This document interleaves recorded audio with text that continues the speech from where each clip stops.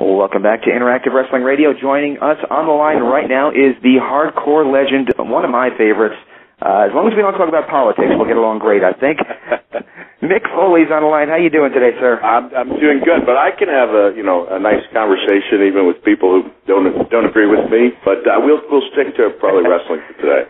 We will, and I got to tell you, we got 3 hosts on this show, and all 3 of us have the book. One of us got sent a free copy, which was me, and the other 2 actually went and bought it. So I guess I'm the jerk of the clan here. No, I'll like them a little more, but no. We of course we give them away. We want people to want people in the media to read them and hopefully say nice things about them. Excellent, and I really am enjoying the book, and basically my first question for you is the standard question of how have you been enjoying the reaction of people to your book so far? You know what, I have really been, I'll be honest, I've been surprised. I wondered even in my own afterward whether, the book was, the subject was important enough to write about, and then I had my own personal reasons for thinking that, writing the book had been a great experience and led me to some really positive things. But it feels like wrestling fans are surprised that there's, so much left to say and that it doesn't feel forced or stale even on the 4th time around.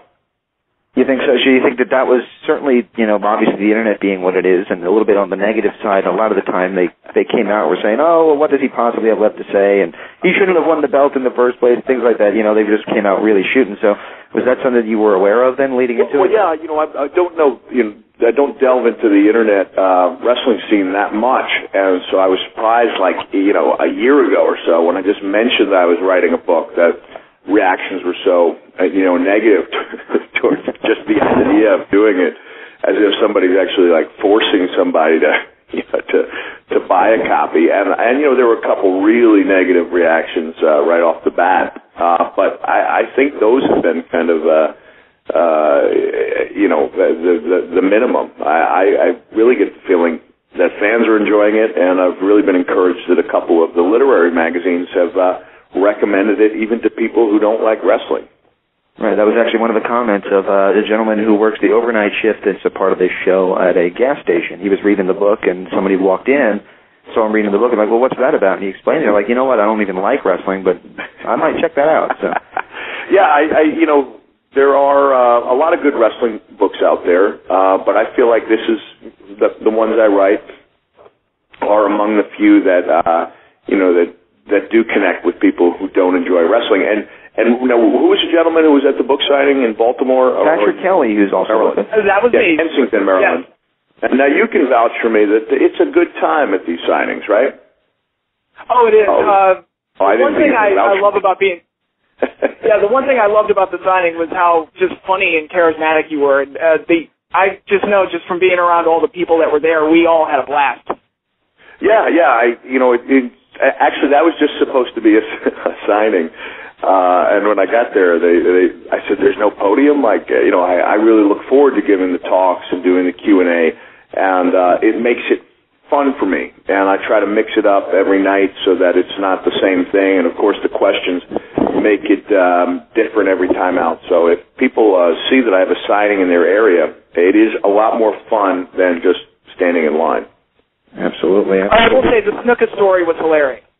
Oh, yeah, that was how I closed. You have to make sure, a talk is like a good match. You need that good ending to send people away remembering it fondly. So there's always a lot of pressure on that last question, and fortunately in Kensington it led to a good Snuka story.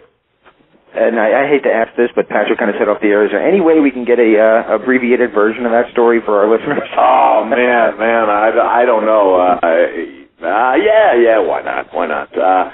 This is courtesy of The Rock, who does a better Snuka than me. But years ago, he told a story about when Jimmy had left WWF and come to AWA, and he was, arguably one of the top 2 or 3 stars in the entire business. But there was a concern among the guys in AWA that he may have been a little messed up, and messed wasn't the word they used. And so Snuka overheard this, and he goes, "You think the Superfly is messed up? You think and then he went into a bathroom stall where there were some sounds of like deep inhalations and chopping, and then he walked out of the bathroom stall and he said, "Now the Superfly is messed up." You just can't get characters like that anymore. Oh man, yeah, what an incredible! He was an incredible character and a huge influence on me. I don't know if he'd appreciate that story or not, but I do know, he really appreciated when I was talking about, the Garden Leap and what an impression it made on me. So I figure he'll cut me some slack. There you go.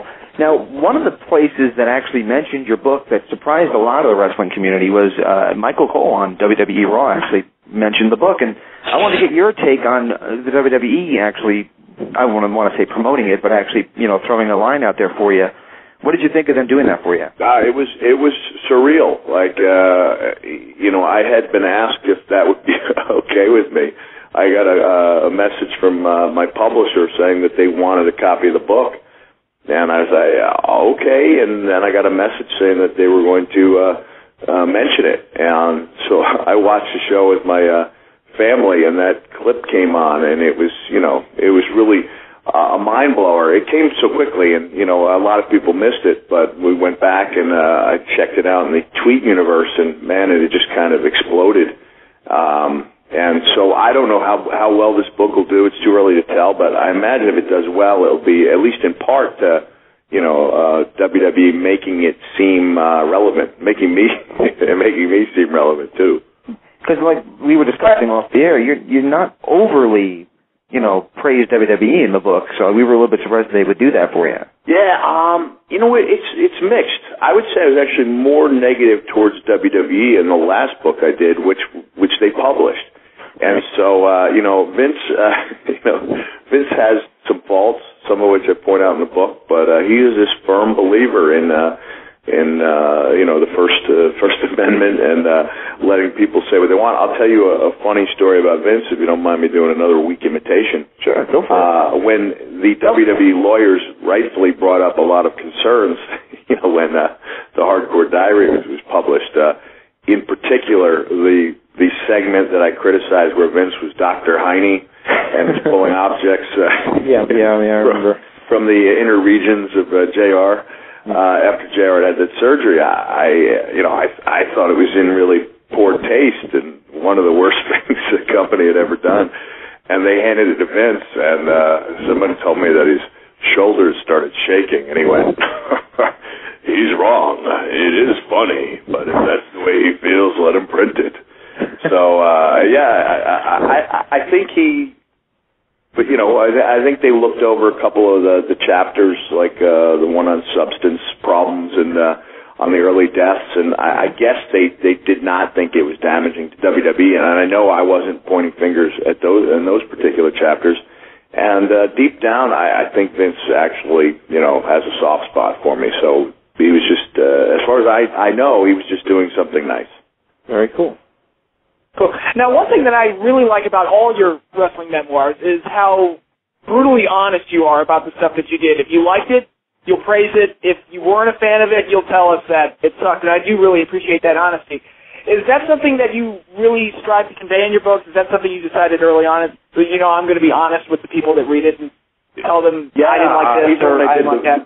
Right. When I did the first one, as far as I was, concerned, it was going to be the only one. I didn't really know if anyone was going to read it or not, but I wanted to bring a sense of closure to my career. This is 11 years later. I'm talking about bringing closure to my career in '99, and I wanted it to be honest because I wanted it, to be on a shelf so that I could look at it, or my kids or my grandkids, and have it be an honest account of my career.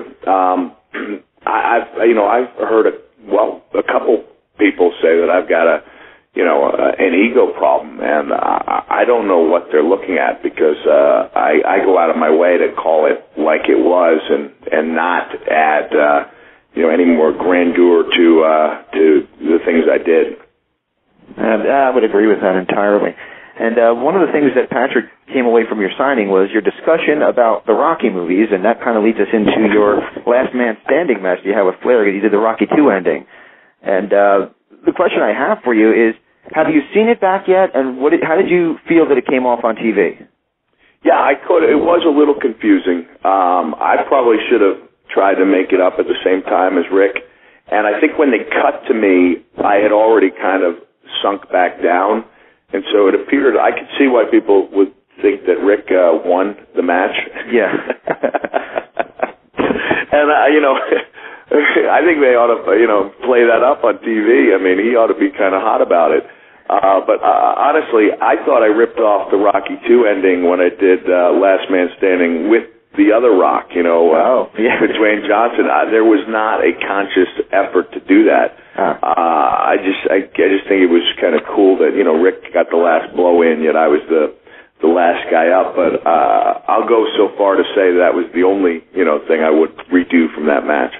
All right, I got two things left to ask you, and I'm not sure. I know you got short on time here, so I don't want to take up too much more. We got 5 or 7 for you guys. Cool, excellent. Well, let me ask you this. As much as you can admit in public of being a fan of an adult film actress, mine is probably the favorite would be Christy Canyon, and about 5 years ago I picked up that more and more she was working her way into your promos, and basically I was just curious. I know it's explained a little bit in the book, but what ended up, being a conscious effort of bringing that out into your promos? Oh man, well I've done their show, Playboy Radio, and she was just a nice, funny person, and who had brought me some happiness, over the years. And I think what was important to me was that she. Absolutely never looked like she was doing something she wasn't enjoying, and she never looked like, like she was being denigrated. She was always firmly in charge, and so I didn't feel bad about checking out an occasional CC movie. I'm not sure why she wove her way into a couple of the promos. I think it was just that I had met her and had really hit it off with her, and she got into your psyche, in other words. Felt like throwing her name around. She's in there a couple times in the new one as well, and so I guess she's very flattered by it. And she was one of the main reasons I spent the extra money for an index on this one, so people who are in the book could just go back and go to the back and see where they are. Okay, very cool. And, of course, going back to the Internet obviously always has the rumors and things like that going around, and the rumor is now that you've had your Last Man Standing match, they're not sure what's left and all that, all the rumors that go around. What is the future for Mick Foley in the wrestling business? Oh, man. I'm still under contract with TNA, and I'm going to do the best job I can for them. I don't know if that involves wrestling again. Honestly, I would rather it not, but I still think there are ways I can contribute. And I've got some plans, to make a splash. I was going to say an impact. That would be too predictable. Yeah, cliche maybe. Yeah. I still think I have some room left to help out on the show without being, without trying to take up too much time. That's probably better left for the younger guys. Excellent. And Patrick, did you want to wrap us up? Sure. Just thank you so much for your time. It was an honor getting to meet you last week at the book signing. I really enjoyed the book, and thank you again for spending this time with us. It was a blast. You got it. I enjoyed it, and it's very seldom that I hit people with a Superfly and a Vince McMahon imitation in the same interview. I thought you were going to tell me to do my Rocky Balboa, but just that one was really good too. That's pretty. I only do. I guess I said in the book I only do 3 imitations: Vince McMahon, Rocky Balboa, and Terry Funk. But I guess you could throw in Superfly as being a decent one as well. That was pretty good. Yeah, a lot of people do Snuka, but you did it pretty darn well. But then again, you have a little bit more of a insider view. Well, when you guys have The Rock, Dwayne Johnson on, have him do Superfly for you. It's amazing. Very good. Very good. Well, again, check it out. Countdown to Lockdown. It's available now at Amazon.com and all your local bookstores. You can also check out on our newsline right now a list of upcoming appearances where you can meet Mick Foley and have a blast, hear a speech, and get your book signed as well. So it's a pretty cool experience from what I've been told. It is. Hey, thanks a lot. I really enjoyed talking with you guys. Thank you. Before I let you go, Mick, I've just stopped recording, but I just wanted to say one thing. I was checking out your Twitter page, and this is kind of a downer to leave you on, but you had mentioned about Luna losing everything. Yeah. And I actually wanted to tell you that when I read that post, I sat down we have a bookshelf, floor to ceiling, of DVDs and videos and things, and I was just sitting down going, chronologically, because I'm anal retentive, recording everything that she ever did, and I was unfortunately halfway through when the horrible news came out. So. Yeah, I don't know if you read something I put up on, I think, my Typepad, but it got out to a lot of the wrestling sites, kind of like a eulogy, and I said that, a week before she died, Terry Taylor had, at my and Tommy Dreamer's urging, had asked Luna to be part of the show, the Hardcore Justice show. Oh, wow. And he came back and he said, I talked to Luna, and she said she was in a good place. She appreciated it, but she didn't, she turned it down. And so, it's left me wondering, what her mindset could have been there at the end. Well, sorry to leave you on a downer, but thanks again, Van. I really appreciate it. Anytime that you have anything else to promote, we're glad to have you on. It's always an honor, sir. Every 5 years, you can count on me. Every 5 years. Okay, well, we'll be around then. So I'll remind you of that in 5 years' time. No, I had a good time. So hopefully, when I have something, even if it's not a book, hopefully we can do something again. Cool. Thanks a lot. All right. Okay, you got it. You take care. Bye-bye. And that was Mick Foley here on WrestlingEpicenter.com and the interactive interview, interactive wrestling radio, whatever you want to call us. Hope you guys enjoyed it. That was a real blast that we recorded just a little while ago. And Patrick, are you there? I am here. And Nick, are you with us? Yes, I am. I am here. Captain Nick, what'd you think of the interview? Fun interview. I like kind of Foley's is always fun to listen to, and I love hearing those impressions because, he actually does the Superfly really well. Yeah, I told you that Snuka story was good. Yeah. You gotta love Snuka. Snuka, that's the kind of stuff I think we're missing today, is these larger-than-life characters. And no, I don't mean cocaine addicts. I mean actual larger-than-life characters where they do silly, crazy stuff like that. But unfortunately these days... Like Randy Savage was a great example. Like, that... There was no acting there. That was legitimately him. Yeah, he's a pus bubble of energy. That's what he was. And that's why that character is still, to this day, even when it's done in an impersonation role, over. So, I don't know. We can't, knock everybody from today, because we do have our own colorful characters. Edge, for example, is a good example of a colorful character. Triple H to some degree, but for the most part... Oh, he was. He was, yeah. For the most part, we're kind of lacking in the larger-than-life characters. Maybe better athletes. In a lot of cases, definitely better athletes. But in terms of actually, personalities that you're going to remember for the rest of your life, not as much. I think a large part of that comes from, and I don't mean to get too harsh on WWE here, but I think a large part of that comes from the fact that everything is just overly scripted. And they aren't allowed to interject their personality. Like, we keep going back to John Morrison, but I don't believe for a second that the smiling goofball that you see on Raw every night is what John Morrison wants to be. I don't believe that either. If you look at some of the most successful characters in wrestling, you always hear kind of the same thing. That is them turned up to 11. The Rock, going to The Rock, he talks about how, as Dwayne Johnson, that's a lot of how he was. And he was doing the people's eyebrow when he was at Miami as a taunt during football games.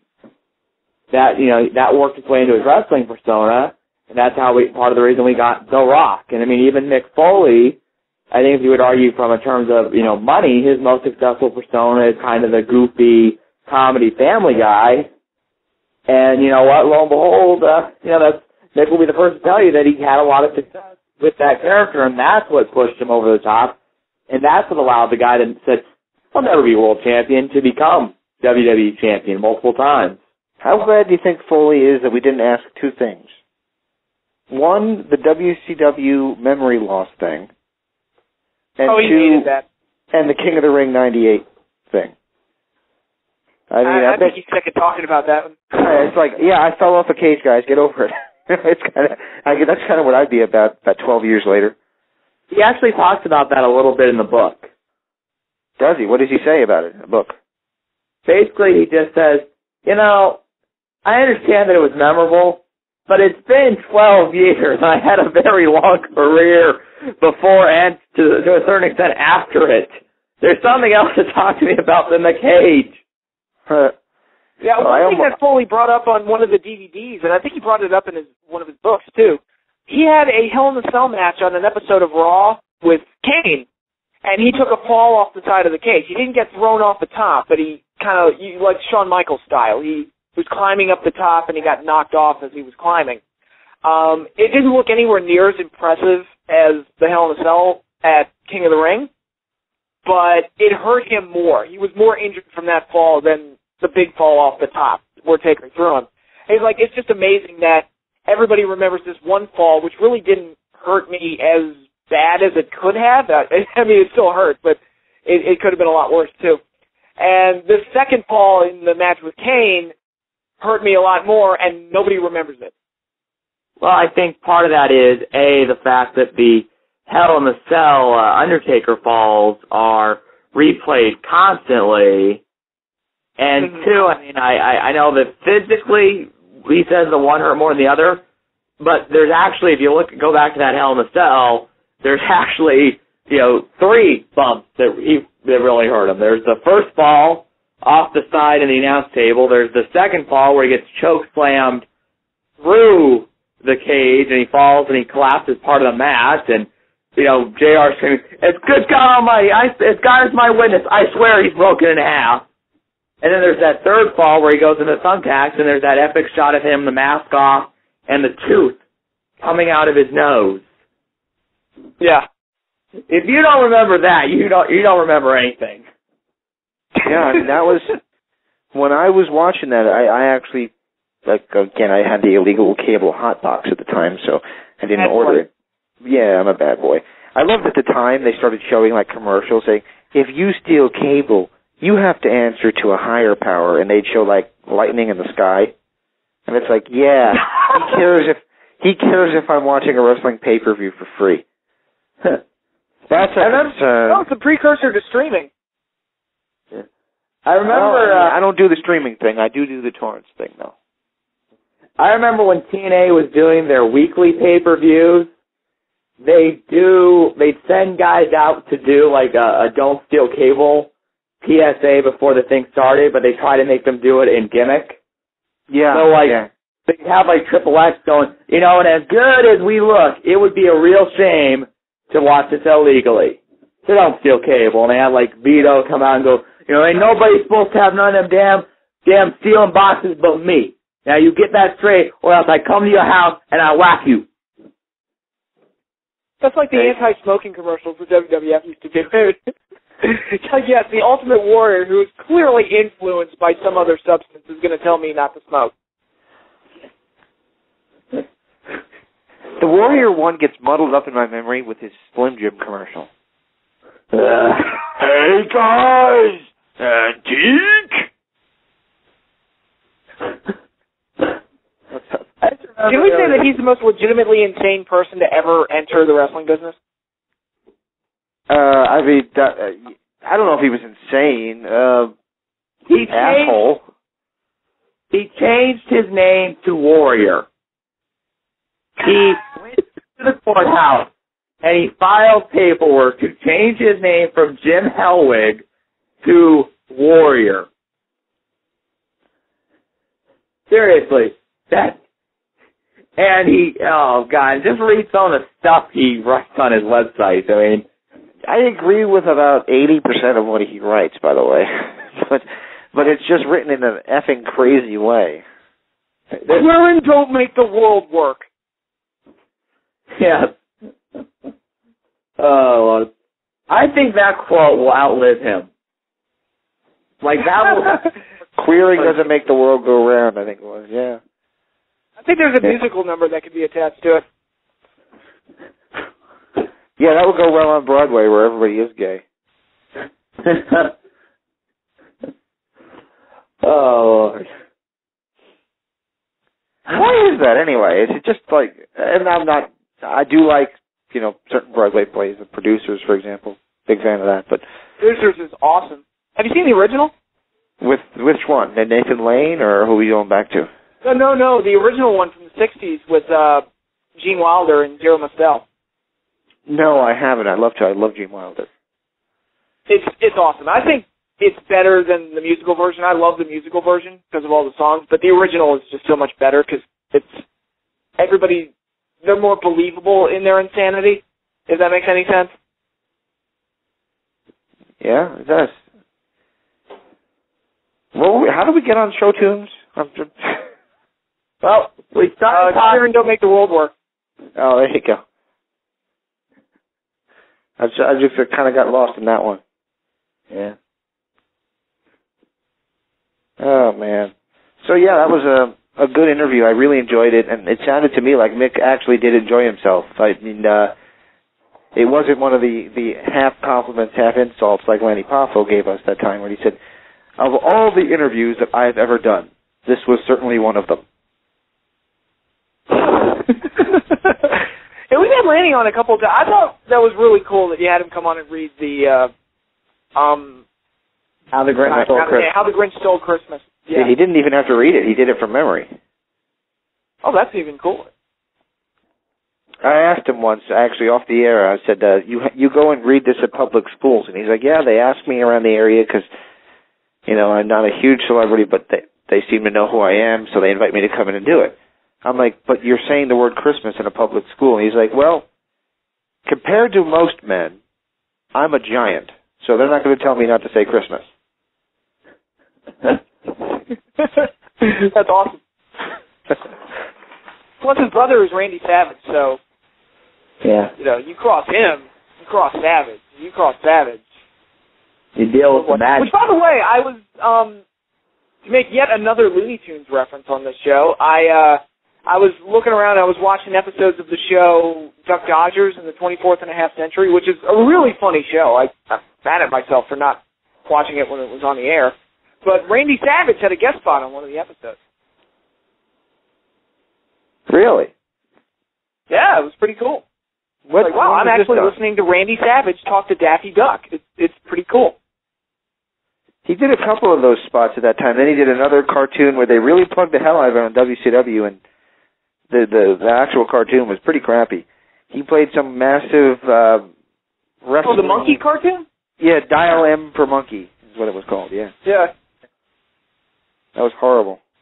Then he was on Space Ghost Coast to Coast, and he played Space Coast grandfather, and there was actually like a time where he was talking to Moltar, and he was like, Moltar, I remember when I beat your father. It's like, yeah, but I remember he beat you in the Texas Tornado match. I'm like, so wait, is he playing Randy Savage dressed as Space Ghost, or what?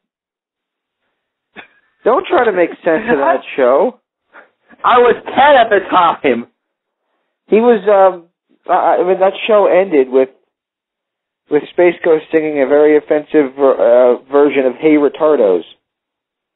Oh, wow. Wait. Is there a non-offensive version of a song called Hey Retardos? It was done to the theme of the Eagles' Desperado, and for those who don't know real music and only know things based on wrestling terms, it was Terry Funk's ECW theme.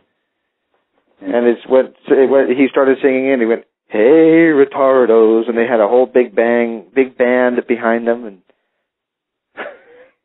that's how the show ended. I think their intent was getting thrown off the air. So, wow. But I was going to say, you mentioned something like that about the wrestling fans kind of being inside of a bubble. I never realized. Well, I guess I kind of did to a degree, but I never realized how in the bubble a lot of wrestling fans were when TNA announced that they were having the Jersey Shore bitch on their show this week, which I don't watch the Jersey Shore. I have no idea who this girl is, so I'm kind of in that bubble myself. But there were people on message boards that I post around and looking at, and nobody has any idea who she is. And they say, well, why would anybody give a shit about the Jersey Shore? That's not a good show. Like, well, I don't know why, but it's popular. It's not a good show, but it is popular. I mean, I hate the show. I've watched about 10 seconds of it, and being from New Jersey, I determined that if I actually was around people who acted like this, I'd currently be in the New Jersey penal system rather than doing the show right now, because I would have killed them in mass slaughter fashion. But yeah, wrestling fans don't watch the Jersey Shore apparently. But they're doing a gimmick on it, and this reeks of Russo, which not in a good way. They're actually having one of the girls on this week from the actual show. All right. Well, let's see how they do it with cross promotion. That could work, but I don't know. And I think they made a mistake by rushing it. Well, it also might just come down to who they could get from that show. And I mean, my brother and my sister watched, and I actually asked them about this girl. I said, "Is she like one of the main people?" And they said, "Well, she's on the show every week, but like, she's not like the other two." Which the one that's on Dancing with the Stars, and the one that apparently Becky Bayless's character is based on. And would that be Snooki by any chance? Yeah. Yeah, and this show's got to die out in popularity. This is like a weird. Oh, it's a fad. Oh, it's definitely a fad. Oh yeah. You get that reality show like a few years ago. It was Laguna Beach. Yeah, Thank but God look that at went away. Yeah, but remember how many different spin-offs of the Laguna Beach they had? Didn't they have, like... Oh. Isn't Jersey Shore one of them? I don't think so, but I think didn't they have, like, Laguna Beach, and then they had, like, the Hills, and... So I'm like, the Jersey Shore may go away, but it wouldn't surprise me, since, here's the dirty little secret about reality TV, ladies and gentlemen, it's a lot cheaper to produce than a scripted television show. Which is why they shove it down your throats left and right. Right. So, odds are if they do end their Jersey Shore, don't be surprised if they do something like Snooki Goes to Hollywood.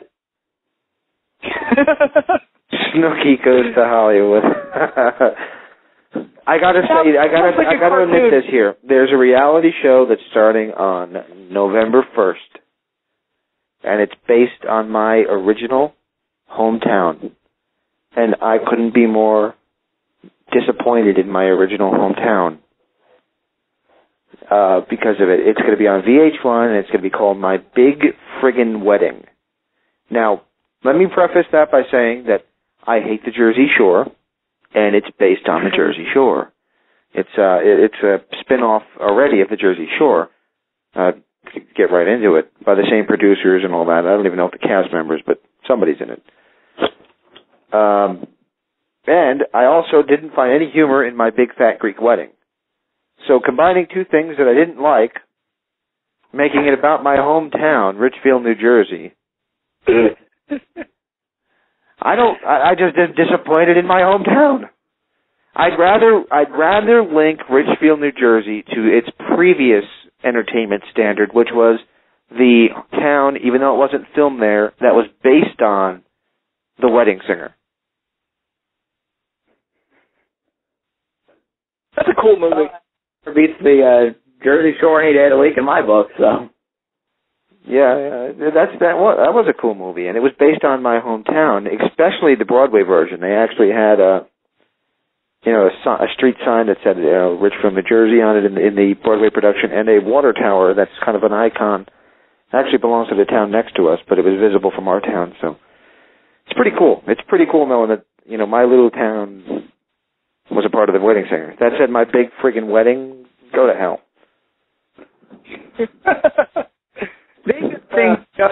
James, didn't you want to review Raw tonight? Yeah, I did watch Raw this week. Did anybody else? I read the results, but I've kind of been trying to block it out, so you might have to jumpstart my memory at certain points. Well, really, here's what I've heard. I've heard the wrestling, the actual in-ring wrestling quality from bell to bell was good. That's what I'm hearing. There were a lot of unique matches that we usually don't see. Yeah, I mean, I can't complain too much about the actual wrestling. There was more of it than usual, which is, for people who continually say that they want that, that's a good thing.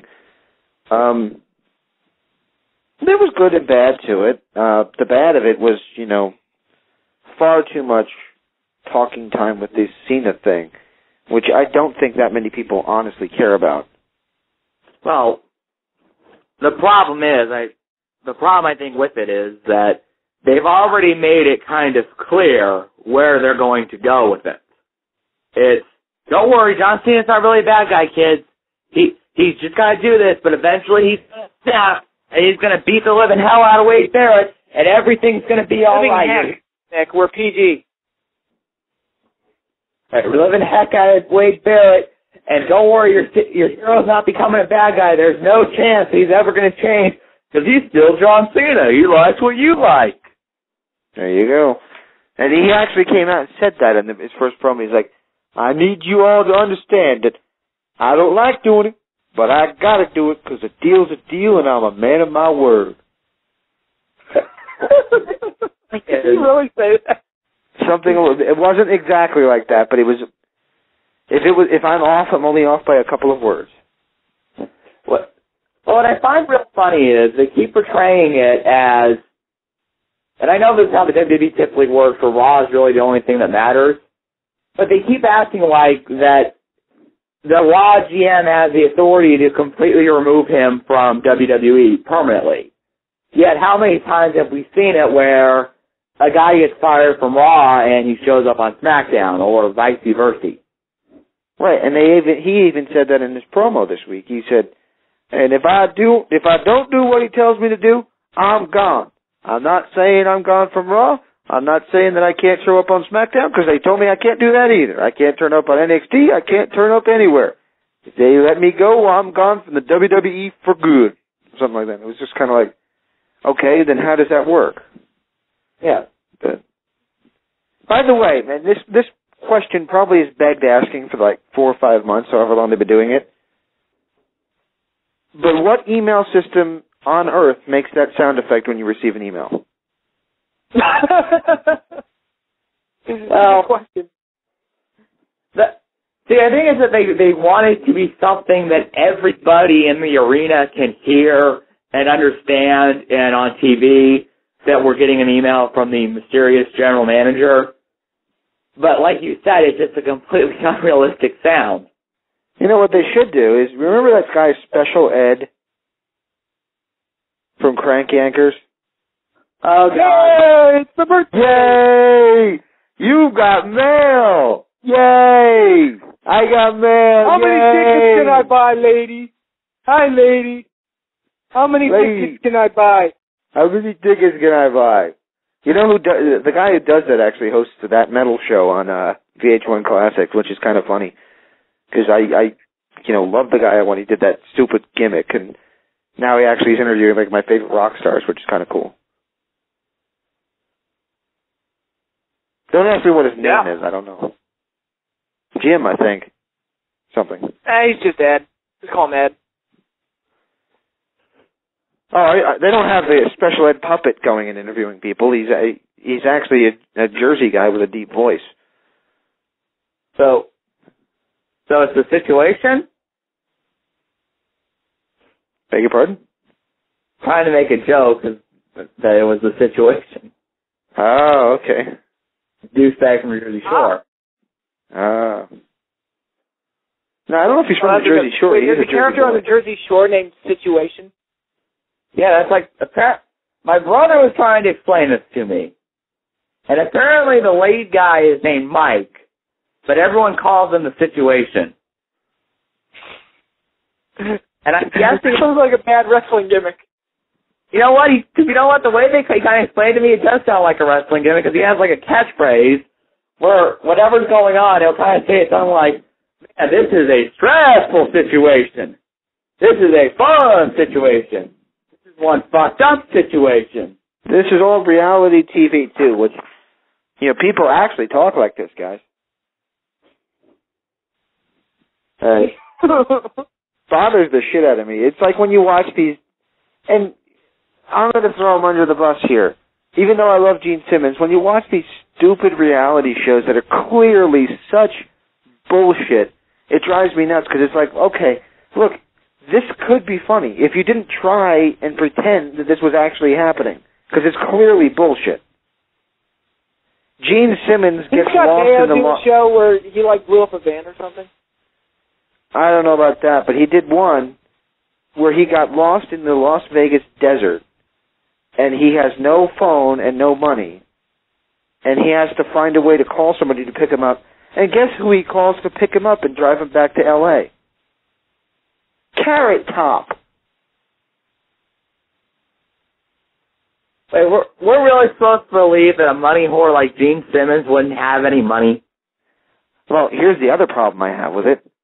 If he didn't have any money or a phone, don't you think the cameraman walking behind him might? Yes.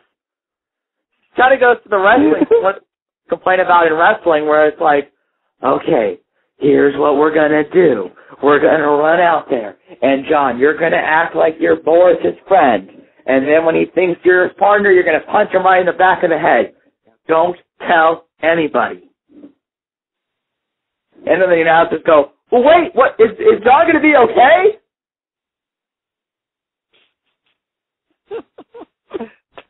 Don't tell anybody. Yeah, I mean, while this camera is zoomed in on me. Yeah, it's just that was bad as one time in WCW where, like, for whatever reason, they gave Stevie Ray a one-on-one interview, I think, with Lex Luger. And Luger looked at the camera and said, now this is between you and me, right? And Stevie goes, yeah, you, me, and the 100 people that are left watching.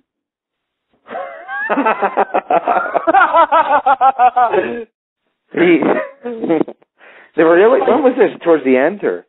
Yeah, right towards the end. And then, like, Shivani was like, of course, Stevie Ray meant the millions of people that are watching. No.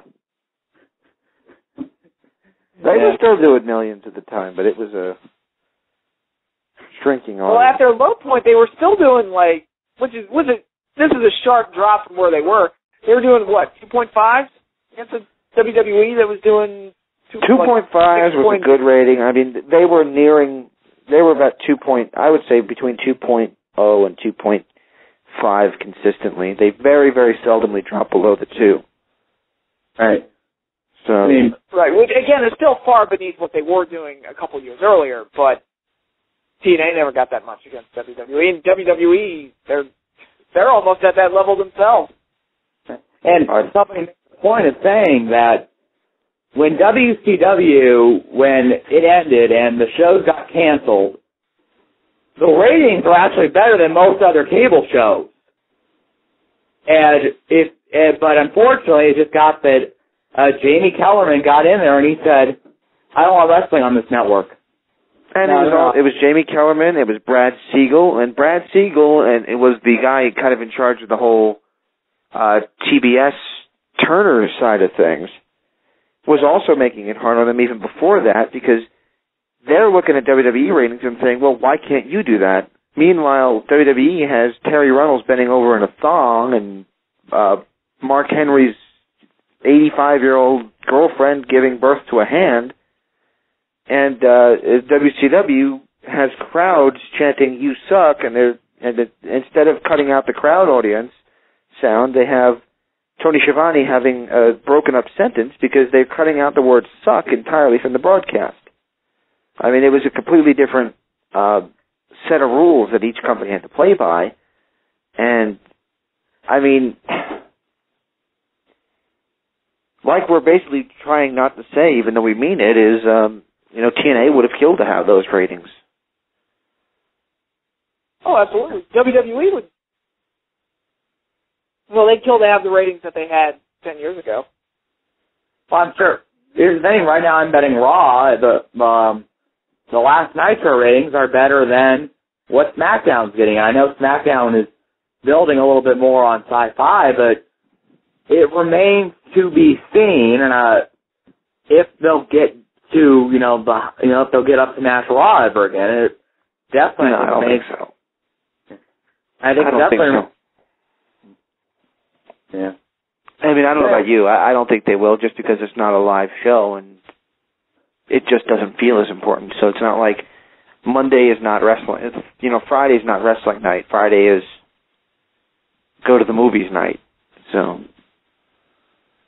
You know what movie I watched instead of watching SmackDown last Friday? I'm almost afraid to ask. Ernest Scared Stupid.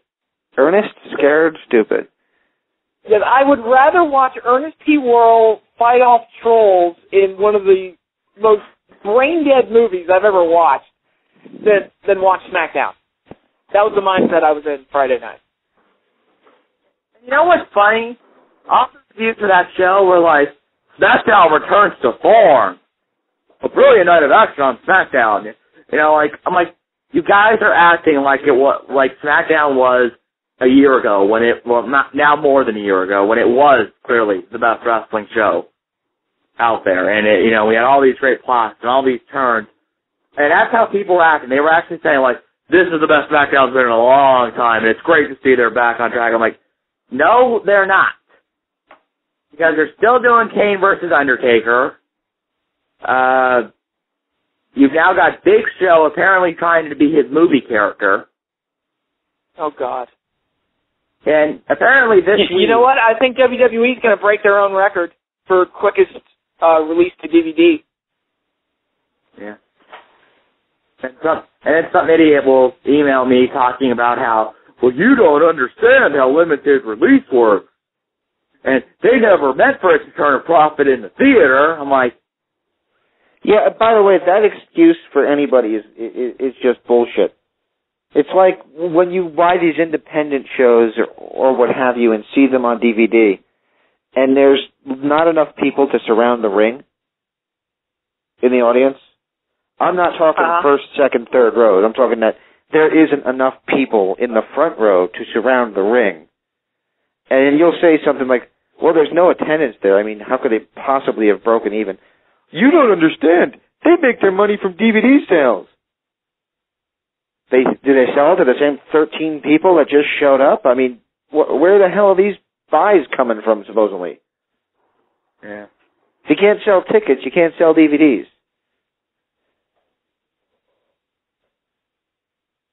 Just saying. Yeah. Yep. Yeah. But, you know, a movie, any movie, and limited release. If a limited release film only grossed $100,000, which isn't that what it was? I'm not sure. Yeah, it was a really low number. It's like, if it only grossed that much in this day and age when ticket prices are as high as they are, then it bombed. I'm sorry. Yeah, I don't know. I mean, you'd think WWE films could do it, but I think there's a stigma on it where if it's released by a wrestling company, they're not going to take it that seriously by the mainstream because they'll just see it as a wrestling movie. Well, you know, I don't know why you think they could do it, James, because, I mean, look at the movies they pick. They're not getting a good quality selection of movies. I mean, I highly, highly, highly doubt that there was a fight in Hollywood over Paint or this Knucklehead movie. I highly doubt like the big studios were like, well, you know what, I like this project, and they're bidding for it. I mean, there's some projects that like when they're going to movies, there'll actually be a fight. There'll be a bidding war because it generates that much positive buzz. I highly doubt that we're getting that. One of them. Knucklehead and Edge's next movie where he plays a lawyer trying to recover his stolen car. Holy shit! That sounds like a bad SNL skit. Good. I mean, apparently, the movie is Edge will play a lawyer whose new car gets stolen, and he goes like on some wacky adventure to try to recover. And I'm like, isn't that the plot to Corvette Summer? Well, the Corvette Summer is that was Mark Hamill's follow-up to Star Wars, and it did horrible, and that kind of was the beginning of him being typecast as Luke Skywalker and only doing voice roles. But he was very good at that. He was the Joker in the Batman cartoons, and he was excellent. And I think he's going to do it one more time in the next Batman video game. Sweet. So, real quick, we have to do it, Pat, because we haven't done it yet this week. Uh-oh. What'd you think of Big Bang Theory? I thought it was very good. Did you like that one? I did. I'm digging the shamey. You're digging the shamey. By the way, blow your mind time, guys. You know who Shamey is? You know who that woman is? Blossom. Blossom. Back on TV. Now all we need is some douchebag to come on to the show and say, whoa! Ladies and gentlemen, to appeal to you all that are listening right now, please email James at WrestlingEpicenter.com with these simple words. Never talk about the Big Bang Theory again. I hate this show, and I'm sick of them talking about it every week. Please, I'm appealing to you, our listening public. Help me out here. It's a funny show. I like it. I get it's a funny show, but do we have to make a reference about it every single freaking week? Well, you know what? I'm sure we'll work football into it. That was a great game on Monday night, even though Jets played horrible towards the end. They were just lucky they held on to their lead. But, yeah, there's just the other things out there that we watch are just better than what we're being given by the wrestling promotions. And that's pathetic. And I've kind of talked about this before, but it's just sad that the wrestling companies, WWE and TNA, I'll throw them in there as well. I know you won't like that, Nick, but they're not being the best that they can be, and the products are just wrestling's not cool anymore, and that's unfortunate. Yeah, and when we say it's not cool anymore, we're not saying, but our friends aren't talking about it at the mall. We're not saying that. We're just saying it sucks. We're not swayed by others' opinions. Our actual opinions are it sucks. And we're the ones that have been watching it our whole lives. Yeah, and I taped Raw this week, and I watched it in fast forward most of the way, but I watched the whole show and got rid of the commercials and got rid of anything else that I, didn't want to watch. And, I enjoyed that, and I watched Bound for Glory from start to finish, and that was okay. It wasn't as epic as I hoped it would be, but I didn't think it could be. I've said this before, I didn't think the build-up and the card that they had established was good enough to make it an epic pay-per-view. I mean, there was a couple big matches on it, but there was a lot of stuff that they built towards, but it just didn't have any kind of fire under it. I don't know about you, but I think EV2 lost its fire leading into the show, and I think RVD and Abyss had a lot going into it, and I think the main event did, but other than that, I don't think there was a lot of fire behind it. I'll say this, I actually watched a tape of Bound for Glory. I finished watching it today. Guns and Generation Me, that was a hell of a match. That was, and let me say this. The best thing about Team 3D announcing their retirement is that we don't have to see any more promos where they tell us how good that they think they were. Because it's bullshit. Oh, we're the former WCW, NWA, ECW, WWE Tag Team Champions.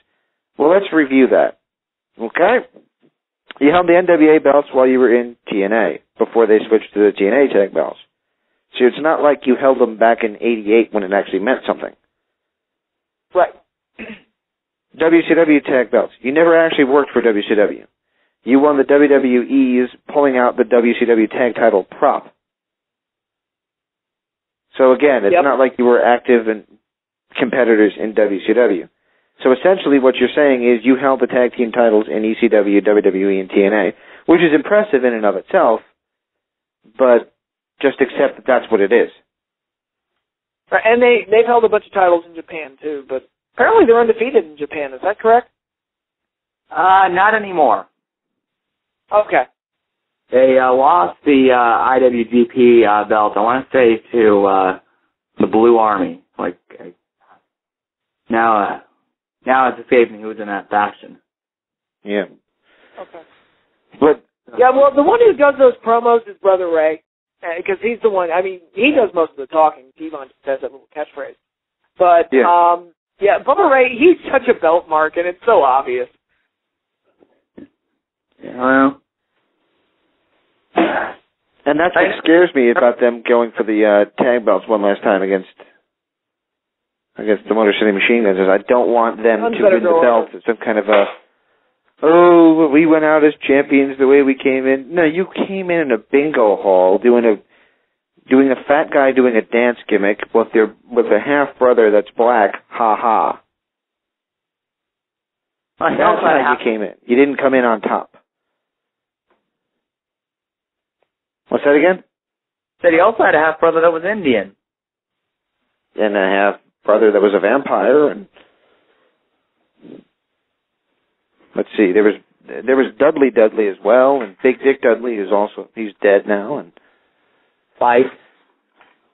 Spike Dudley, brother Runt, yeah.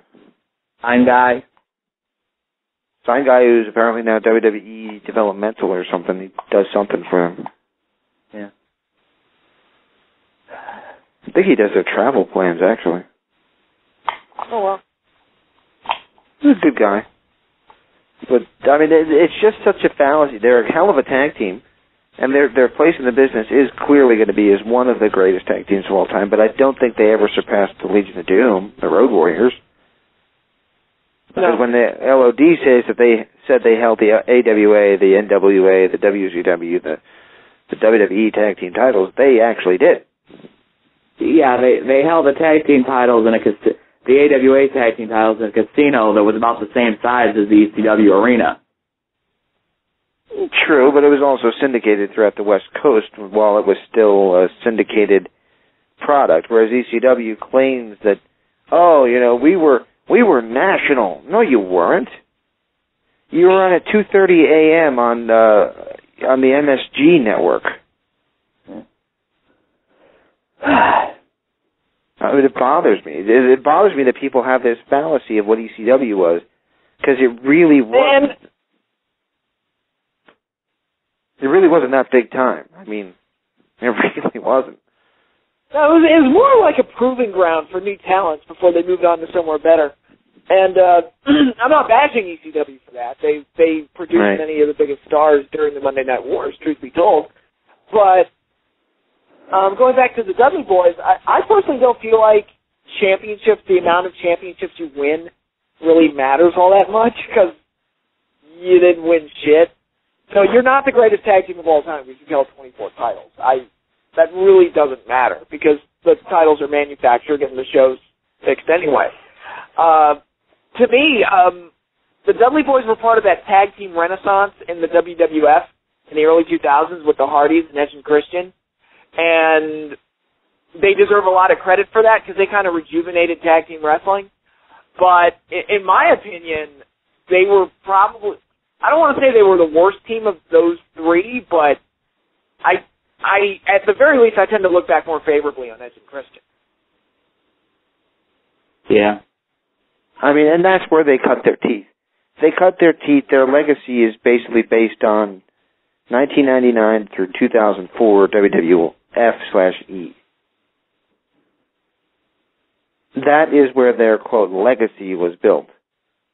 And, they could talk about ECW all they want, and I'm not saying that stuff doesn't matter, but it was a very regional promotion. And, saying they were WCW tag champs, but they never wrestled there. And, TNA, realistically, they did everything they did in the first 2 years, and then since then they've been just stale. So. Yeah, I think the best thing they did was their stuff with the Steiner Brothers, actually. I really enjoyed that stuff. And that didn't involve any tag titles. Exactly. Well, I'm going to jump off here, guys, and hope everybody has a good night. By the way, the Cardinals beat the Saints. Awesome. I got to say, that was cool. Luck. Very cool. Hey, sometimes it's better to be lucky than good. And the only thing you could say is that I'm not, of the mindset of this is the greatest team ever, because they're clearly not. They're not even that great of a team. But they're a better team with this kid Max Hall as quarterback than they were with Anderson. Yeah. I just thank God that after this year, Favre won't make the playoffs, and maybe he'll finally be a man, make a decision, and fucking stick to it. I think he will make the playoffs. I think he's going to have a strong end of the season. How is he going to make the playoffs? He's dug himself a hole. Horrible. The team isn't as bad as they play. I mean, they should have been able to beat the Jets. I don't get why they couldn't, but... Because they're not good. 6-6. What's that again? It's not clicking. 6-6. Well, that was at the end. But that was after a whole game of not doing anything by the entire team, so... Well, it's not a good team. It's like your Jets a couple weeks ago. They're undisciplined. They're making stupid mistakes. Giants. They're not doing what they did last year that was successful, and that was relying on the running game first and then letting him pass. It's become, and I think it's just a simple fact. Last year, people thought Brett Favre was washed up. So I think some people said, yeah, remember what he did to the Jets? It's over. The legacy of Brett Favre is over. Now people realize, wow. So they're playing him smarter. Take it easy, guys. I'm going to run, but you know what? Favre is he definitely is past his prime, but he's still, as you saw on Monday night, he doesn't give up. So it's going to take a lot for the end of the season for them not to at least get to a wild card in the playoffs. But they're going to have to pick up the win-loss. I pray to God. Yeah, I pray to God that the Vikings don't make the playoffs, but I am rooting for them next week against the Cowboys. If the Cowboys drop to 1-4, I will be one happy little motherfucker. They're not going to make the playoffs because the Vikings are 1-3. The only team they beat was the Detroit Lions. And that was because of their defense, wasn't it?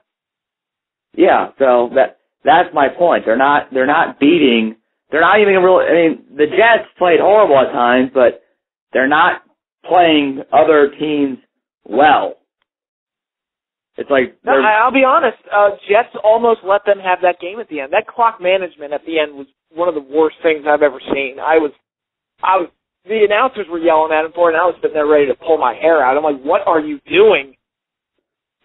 Speaking of announcers and pulling your hair out, for the love of God, WWE, it's time to stop Michael Cole basically insulting Daniel Bryan every single week. We get the point. Michael Cole doesn't like people that didn't work for the WWE all their lives. We get it now. There comes a point where it's like, okay, point made, time to move on. But they keep doing it every single week. And Cole keeps harping on the same stupid stuff. It's like, oh, this Daniel Bryan, he's such a dweeb. Do you know he doesn't eat meat? Do you know he doesn't own a TV? What? You know what? After reading Mick Foley's book, I have this wonder of how much of what the announcers say, and the announcers are terrible, how much of it is Vince McMahon telling them to say stuff and yelling at them? Because according to Foley's book, you won't even let them use pronouns, which is the most ridiculous thing I've ever heard in my life. I agree with you on that, but I mean the whole gimmick. And I don't just mean, I'm not saying Michael Cole, but I'm saying is, whoever's scripting this, whoever thinks this is getting over, it's not. I mean, even originally, I wasn't a big fan of this. I'm like, well, guys, you have the guy that has like the least credibility when it comes to anything wrestling related, criticizing a guy that, has built a pretty good reputation in his first 10 years on a smaller scale. I mean, it's like, seriously, the guy that is, Michael Cole of all people is criticizing somebody for being a dweeb. The guy that goes, Cole loves me. I know that part of that's got to be, I know all that's got to be the writing team and Vince, but it's like, seriously, you have the biggest dweeb you portray on your whole show criticizing somebody else for their lifestyle. Yeah, and it's annoying. And the reason why it didn't work, even initially, was because, and I think we explained this on the show, but you have a guy who is supposed to be a wrestling announcer. He's supposed to be a journalist, so he's supposed to keep up on the professional wrestling business, much like football announcers do. Most football announcers and journalists keep up on what goes on outside of the NFL, i.e. college. They keep up on who did well in college and who's a worthy pickup, and they make it. if a team gets somebody who built up a pretty solid reputation in college football, they make a big deal about it. Daniel Bryan, I can't think of anybody off the top of my head in the last couple years who has a better reputation from the independent level. Shouldn't you be celebrating that you got him? Just to continue the football again, I'll use the comparison of Kurt Warner. When Kurt Warner first came to the NFL, he had spent years in the Arena League. He had played on the World Bowl, and he worked at a lot of smaller levels of football. When he came in, you didn't hear John Madden and Pat Summerall, who were still announcing at the time, going, I don't know what the fuck the Cardinals are thinking about this. Kurt Warner's going to be their backup. They're going to let Kurt Warner start now that Trent Green's injured. What are they thinking? I mean, this Kurt Warner guy, he's played in Iowa?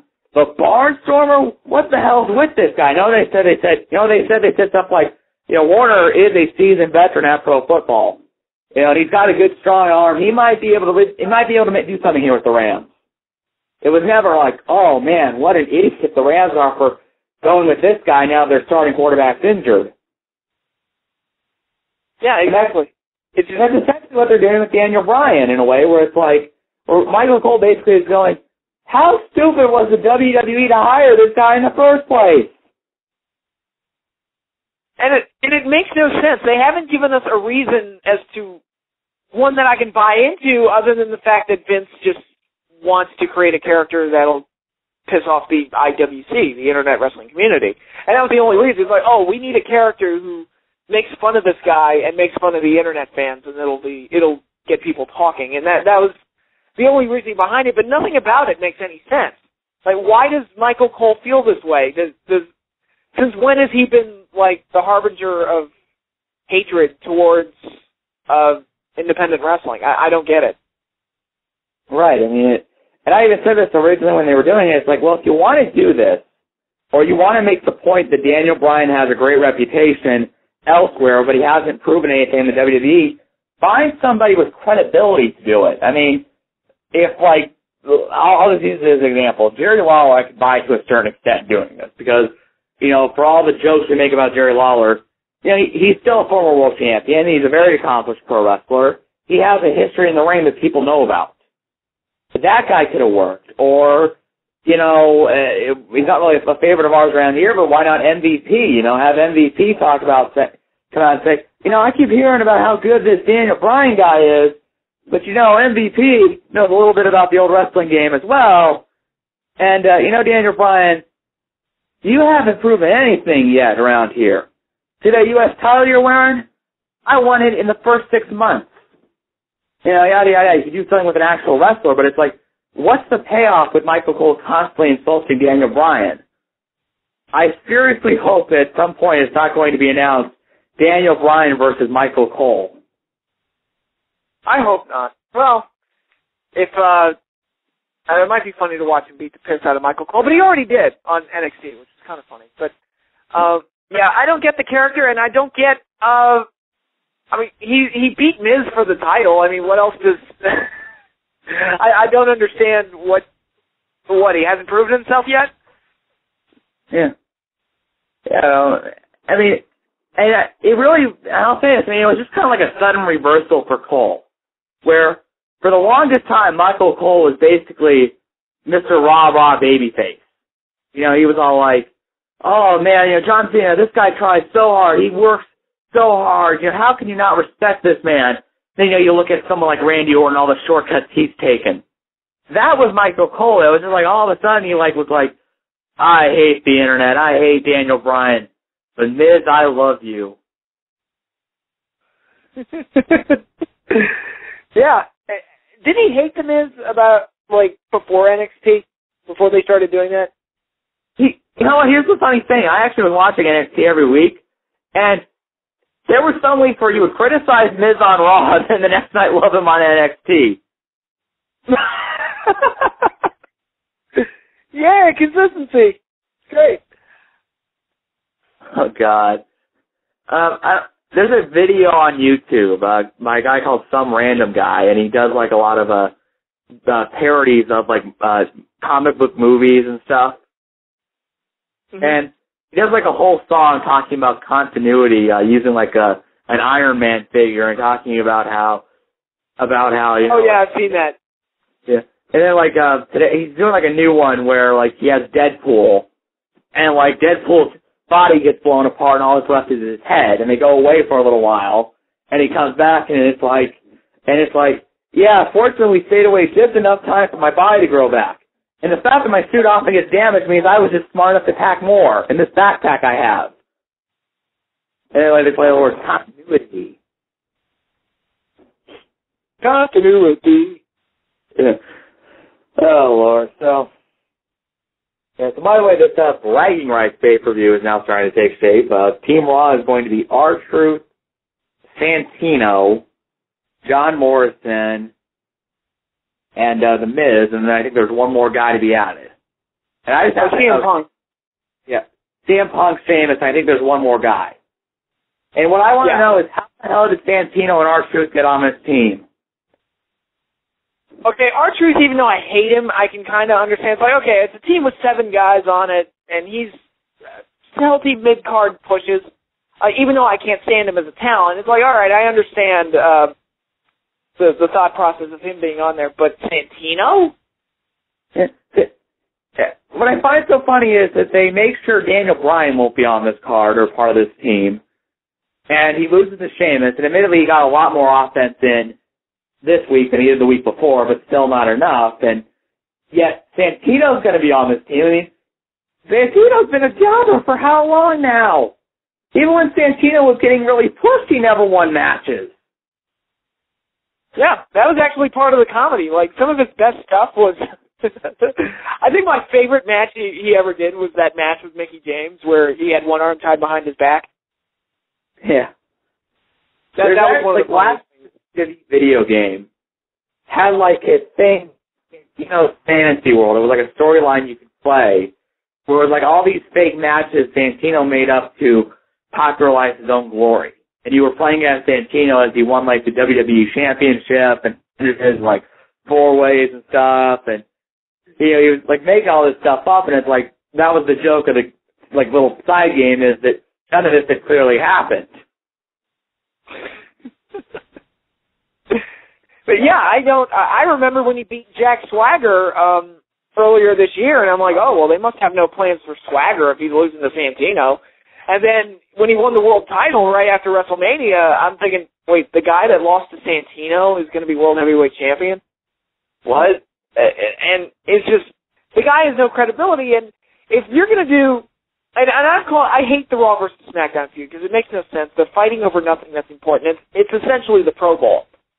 But the Pro Bowl is, credit to the NFL here, even though I really have no interest in it, it's made up of the best players of the NFL as voted by the NFL fans. Right. And so it's made up of the best players. How the hell is Santino one of the best guys on Raw? I mean, his finisher is a movie called The Cobra, and it's supposed to be like a movie trying to be invented, but in reality, ladies and gentlemen, he pushes his fingers into something. Yeah, James called me up last night and was laughing about it. I would laugh too. I laughed too. And so, oh man, I mean, that's one of those moves that like should not. There are just some things if you're going to have a finisher.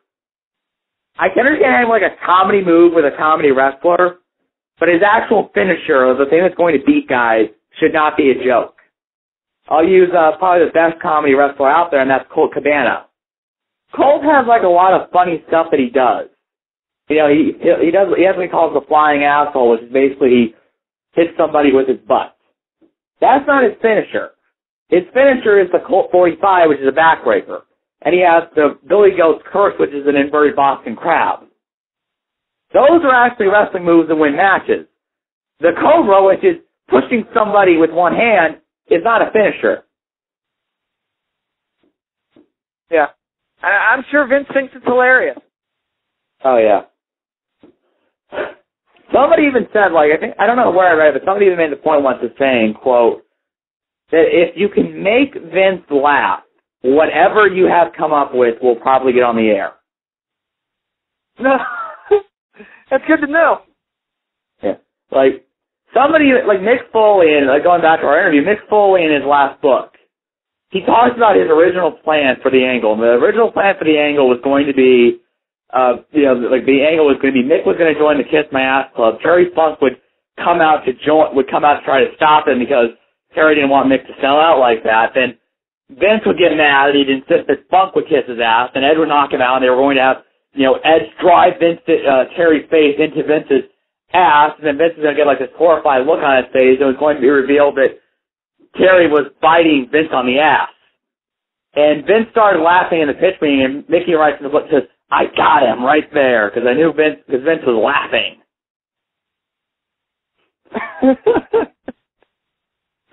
Wow. Oh boy. So we had Raw versus SmackDown, and then Team SmackDown.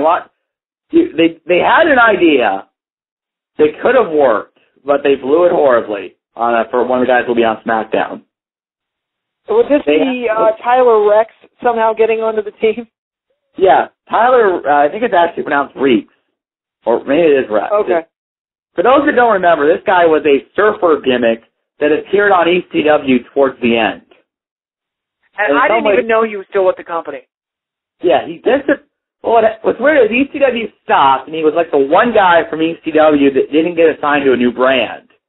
I know Ezekiel Jackson hasn't been seen, but he's actually been hurt, and they do have.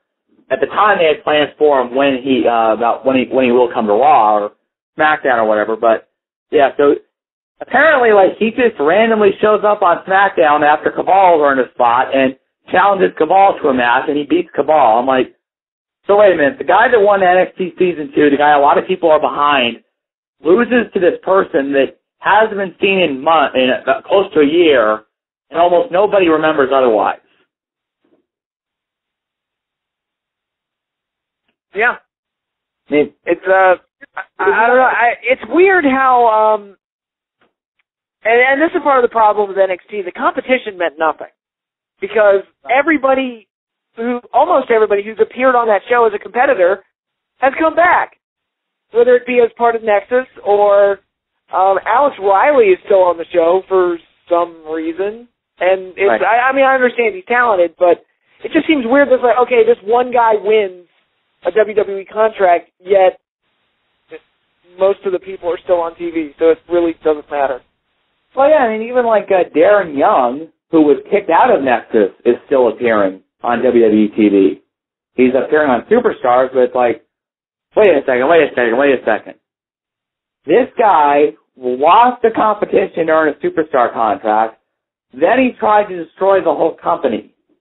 At some point, people decided, let's hire him anyway. Yeah, and that's the problem with the show, and that's why nobody really cares, because the competition doesn't mean anything, because it's the Diva Search all over again, because the Diva Search, it was painful, but once we had a winner, it was like, okay, well, we're never going to see these girls again. Well, Christy Hemme won, and they wound up bringing at least half the girls back. Right. And they came up with, like, weird roles for all the girls, like Michelle McCool, who we hate. She originally was signed, her original role on SmackDown was the personal trainer. So she'd be, like, backstage, and she'd be stretching with, like, guys. And I'm like, we're really supposed to believe that, like, that these guys didn't already have, like, a trainer or something? Or they're like Rob Van Dam, who's, like, this, fitness expert, and, is always, can do, like, bicep curls as he's stretched out on a pair of 2 chairs and stuff, is consulting this woman for his physical fitness or stuff. I mean, it's like, really? I think, like, originally Candice Michelle was a makeup artist.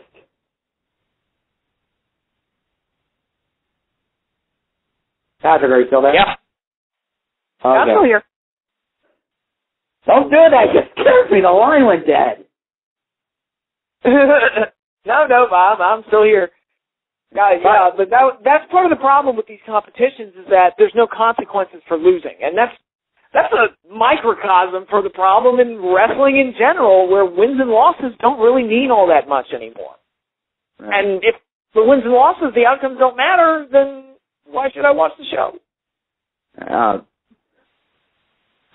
mean, it's basically what you said. I mean, with NXT, it's like a lot of those guys have been brought back. I mean, and it's like, if anything, I would argue that Alice Riley and now Husky Harris and Michael McGill are getting a bigger role than the guy that actually won. I mean, Kaval's on SmackDown, and I mean, I'm willing to bet there aren't people to watch. Clearly, the same people that watch Raw don't all go over and watch SmackDown. So I'm sure there are some people that are left wondering if like Kaval were to show up on Monday, like people would be like, "Who is this guy?" Yeah, and this is another problem. WWE they seem to put all their effort into Raw and making Raw, and I understand that they want to make it special and great because that's the flagship show and it's the live show and it's the Monday night show and it's number one. I understand that, but wouldn't it be more beneficial to make me care about your other shows too? Like, okay, there's a Raw rebound on SmackDown, but there's no SmackDown replay on Raw. Don't you want me to care about both shows? When the split first started, they tried to do that. I mean, they actually did have a SmackDown rebound or a SmackDown replay or something, and I mean, that was back when they actually like really gave a crap about the brand separation. But they just, it's like now they kind of stopped it. And it's like, here's the thing: if you're building for a Raw versus SmackDown match, you should make both shows kind of seem important. I mean, like this upcoming Saturday, my Nebraska Cornhuskers will play the Texas Longhorns in a football game. And there's all this build-up about the history between these two colleges and the games they've played and the great players that have been a part of it. We're seeing clips of, Colt McCoy was there last year, and, Eric Crouch used to be the Huskers quarterback, and we're seeing all these great moments, and it's like, this game means something. They portray both these teams as meaning so much to the history of college football. But on Raw, I mean, it's just like, it's all about Raw. It's all about Raw. Oh, yeah, here's this other show, SmackDown. Essentially, they're turning SmackDown into, like, Baylor, which for people that don't know, Baylor is another college that's in the Big 12, but it is not a very good football team, so traditionally it always loses. Yeah. Yeah, it's, and I don't know why, you mentioned college football, and that reminded me of Jim Ross, and I wanted to ask you this.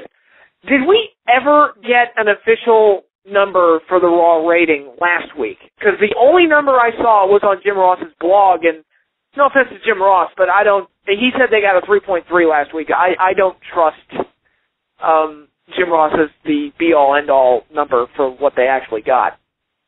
You know what? I don't know what happened, but it seemed like everywhere I looked, that was the number that people reported. The only thing I ever saw is that according to Jim Ross's blog, and I'm like, well, Jim Ross isn't reputable for numbers. So. Right. I mean, like I respect Jim Ross. I mean, if you read his blog, I mean, there's clearly a pro WWE slant, and I'm assuming that he's still with them in some capacity. But it's like I agree with you. I mean, I was actually reading that originally. I was like, so wait, just because Jim Ross said it, we're reporting it?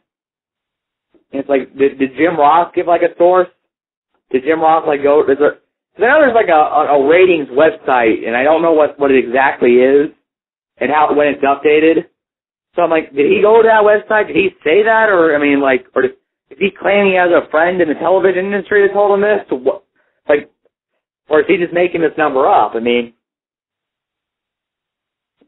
Yeah, it sounds made up because, or at least misinterpreted because I find it hard to believe that the ratings were down to like a 2.7, 2.8 1 week, up to a 3.3 1 week, and then back down to a 2.8 this week.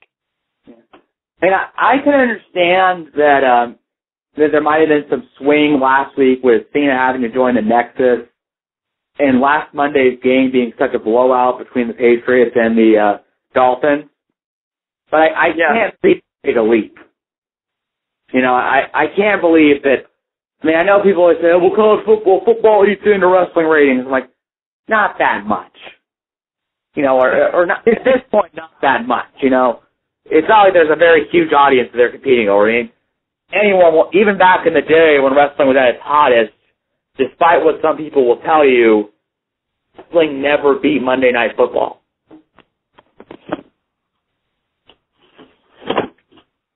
Yeah, it's I think Monday Night Football does cut into the ratings, but it's because the ratings usually go down at this time of the year for the WWE, but those numbers are growing smaller and smaller and smaller. Like I don't recall them sinking beneath. Yeah, I don't recall them sinking beneath a 3.0 last year. Right. I did. I don't remember it. It does affect them, but I just am saying that there's no way that the ratings were getting as low as they got. And then just because the football game wasn't that good, it leads up to a 3.3, which is, here's the thing, 3.3 at this point is actually a good rating when there's no competition for the WWE. Yeah. So, I mean, yeah, so I agree with you. I really would like to know what the actual rating was, or I don't know, maybe someone looked it up and it just so happens that Jim Ross was right. I mean, it's like, it just kind of seems strange that Jim Ross was apparently the ratings reporter last week for everybody. Yeah. Actually, you know what? There's this website, TV by the Numbers. This one has the official numbers. Let's see if I can find it.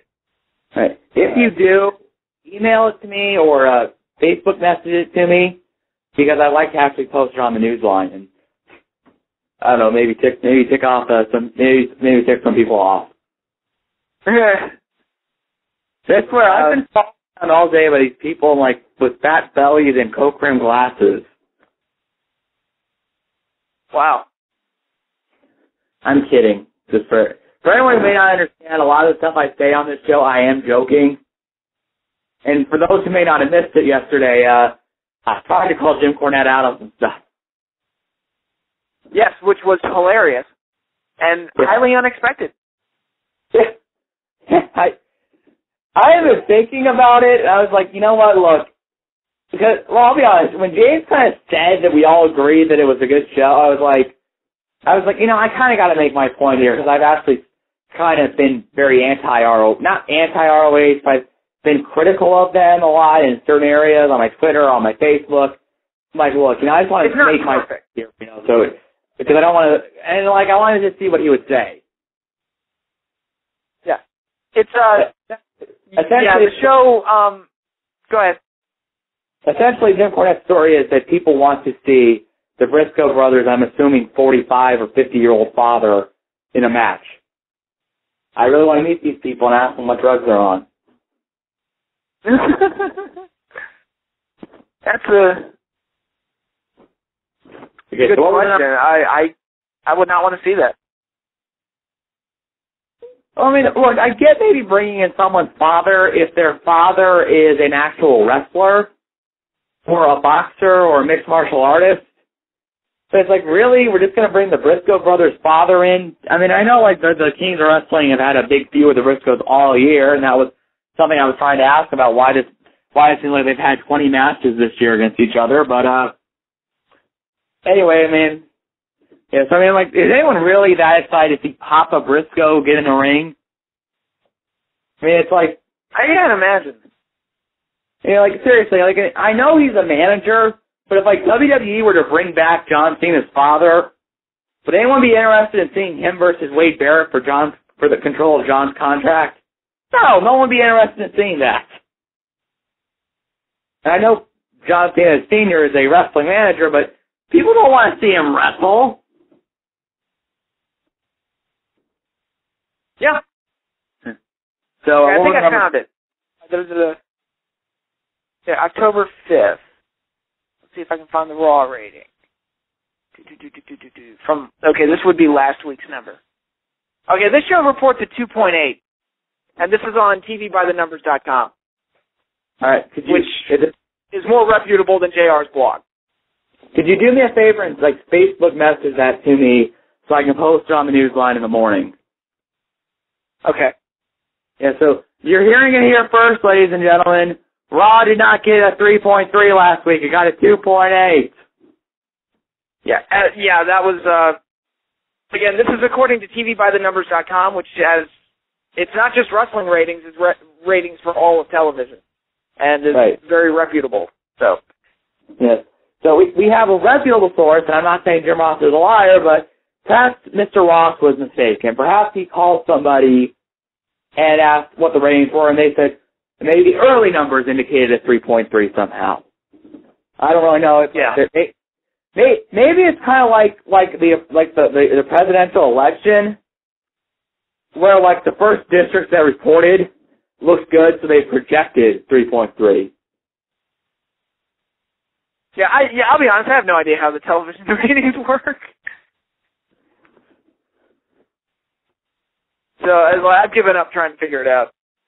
You know what we need to do? If we could ever find a wrestler like that actually was involved with like the television side of things, and just ask them to explain how the ratings work.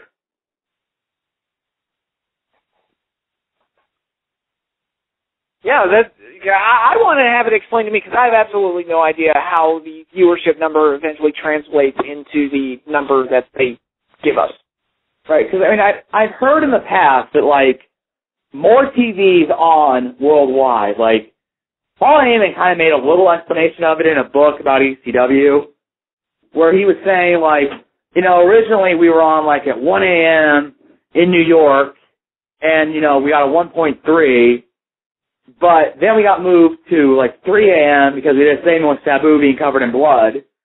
But you know what? The HUD number, which is household using device number, is a lot higher at 3 o'clock, and we still got a 1.3, so that meant more people were watching our show. So I'm like, okay, I don't really know exactly how that works, but it sounds good, Paul.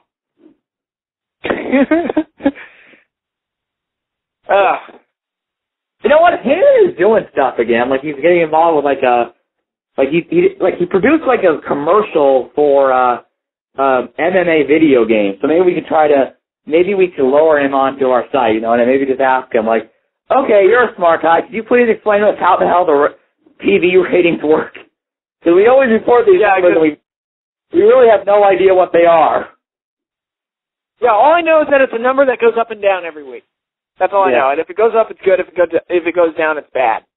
And Paul Heyman, he's really getting busy in doing other things. It's a shame that TNA didn't pick him up and that deal didn't work out. Well, you know what, though? I kind of have to understand part of TNA's problem is he wanted control of apparently he wanted, like, total control. Like, he could hire and fire people on a dime, and I'm like, look, Paul Heyman's a very smart man when it comes to creative. But do you really want to give this guy who's notorious for having a short temper the ability to hire and fire someone on the drop of a hat? Well, from what I've heard, he's the only one that ever stood up to Stephanie McMahon. Yeah, and I understand that, but like, what happens if he has an idea like Beer Money disagrees with it? You know, and they piss him off. I'm not saying Beer Money would, but. Like, do we really want to risk that? Because, I mean, Heyman has a temper, a notorious little temper. So, I mean, I'm just saying that if that might have been the sticking point, I could kind of understand not wanting to give full control of the talent side to Paul Heyman. And if you also go a step further, I mean, do you really want Paul Heyman to have if like an accountant or a executive comes and says, well, Paul, you know, the ratings dropped for that segment, and he gets pissed off and goes, you're fucking fired. Yeah, well, as long as Paul Heyman's not in control of the money, I feel like that would be TNA's big mistake, to put him in charge of the financial aspect of things. But, I'll be honest, though, I would rather have Paul Heyman in charge than Hogan, Bischoff, and Russo at this point. Because I feel like, at this point, Hogan and Bischoff are just, it didn't work out. And that much is obvious. Like, whatever grand plan they had or hopes and dreams of big success for TNA, it didn't work out. And I think, as a writer, I think Russo's run out of ideas. I agree with that, but I mean, I also kind of go the same way with Heyman, where, you know, today, like, I watched, like, a video, for this commercial he did for MMA, which is Frank Shamrock talking about how he wants to like promoting like the potential fights you can have in the game. Like you'd have him versus his brother Ken. You could have him versus, Randy Couture. And, and like one of the websites like reported it saying like, oh, it's such a vision of what could have been for TNA. And, and it's like, it's such a brilliant thing. And it's just like how we used to do it with the Sandman. And I'm watching this, I'm like, yeah, it's a good little commercial, but it doesn't prove that he could have booked a wrestling show again in 2010. I mean, and I'm like, and I'll be honest, good little commercial, but it's like, it's not like one of those commercials that's like, oh yeah, I definitely gotta get this game.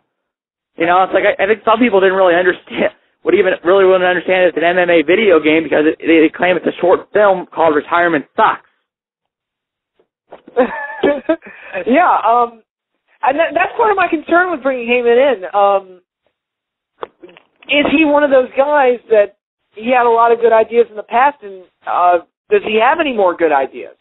I don't know. It's one of those things we'd have to wait and see if TNA's not going to get him. But if he had gone to TNA, it's one of those things that would have been kind of an unknown. Yeah, he has a good track record creatively, but would that carry over into a new company in 2010? I don't know. Personally, I think TNA needs, and WWE as well, I think they need fresh minds and just a different creative direction. Somebody who can bring new and fresh ideas. And that involves bringing in Hollywood writers that actually know what they're doing and not not the horrible writers that the WWE gets, but wherever they get it, I'm open to new ideas. So. Yeah.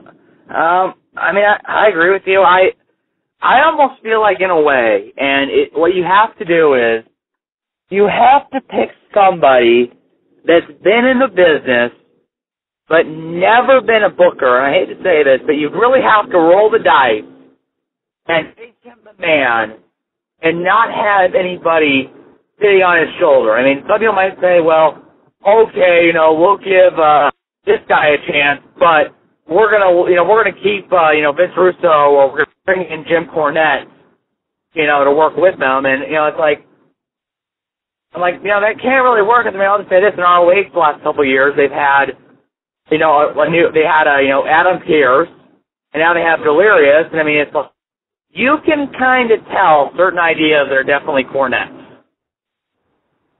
or that I go into that again. Because, I have a lot of respect for Jim Cornette as